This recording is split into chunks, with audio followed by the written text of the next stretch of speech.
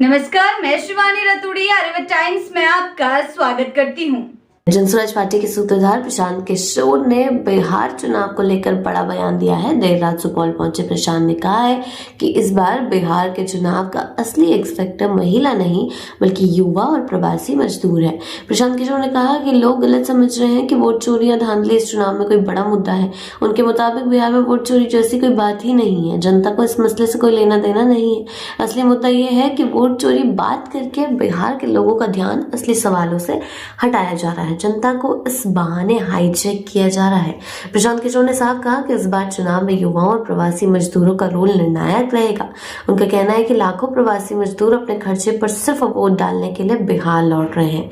प्रशांत किशोर के मुताबिक पहले बीजेपी ने प्लान बनाया था कि ट्रेन से प्रवासी मजदूरों को लाया जाएगा ताकि वोटिंग बढ़े, लेकिन जब उन्हें रिपोर्ट मिली कि ये मजदूर एनडीए को वोट नहीं कर रहे तो ट्रेनें ही नहीं चलाई गई। प्रशांत किशोर ने पीएम मोदी पर सीधे निशाना साधा। उनका कहना है कि प्रधानमंत्री के पास अब जनता को बताने के लिए कुछ नया नहीं है। पीएम अब सिर्फ आरजेडी का डर दिखाकर वोट मांग रहे हैं। डर दिखाने की राजनीति अब नहीं चलेगी। बिहार की जनता बदलाव चाहती है और वो बदलाव तय है। प्रशांत किशोर ने कहा कि बिहार की जनता को अब कोई भी वोट चोरी या डर दिखाकर बेवकूफ नहीं बना सकता। उनका कहना है कि लोग अब समझ चुके हैं कि किसने बिहार को आगे बढ़ाया और किसने रोक दिया। इस बार जनता का मूड साफ है। बिहार बदलेगा और ये बदलाव रुकने वाला नहीं है।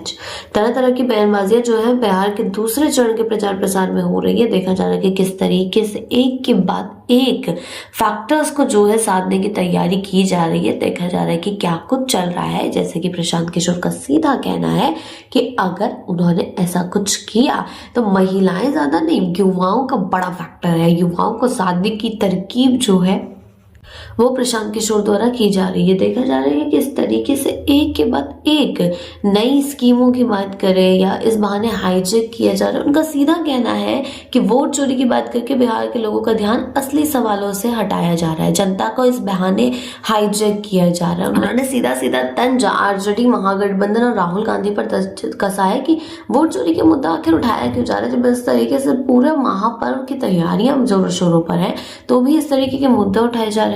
बीजेपी ने प्लान बनाया था कि ट्रेन से प्रवासी मजदूरों को लाया जाएगा ताकि वोटिंग बढ़े, लेकिन जब उन्हें रिपोर्ट मिली कि ये मजदूर एनडीए को वोट नहीं कर रहे तो ट्रेनें ही नहीं चलाई गई। उन्होंने एनडीए पर भी तंज कसा।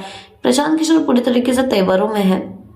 देखा गया है कि किस तरीके से वो बयानबाजी कर रहे हैं, लेकिन हाँ ये बात भी है कि वो जिस तरीके से रणनीति बनाने की कोशिश कर रहे हैं उनकी रणनीति भी कहीं ना कहीं मझधार में फंसती हुई दिखाई दे रही है। क्योंकि वोटिंग से ठीक एक दिन पहले उनके भी पाले से लोग जाते हुए, नेता जाते हुए दिखाई दिए हैं। अब आगे चलकर क्या कुछ होता है, कौन बाजी मारता है, देखने वाली बात। ऐसी ही अपडेट्स के लिए जुड़े रहें आर्यव्रत टाइम्स के साथ ही चैनल को सब्सक्राइब करना ना भूलें और हमारी फेसबुक और वेबसाइट के साथ भी जरूर जुड़ें।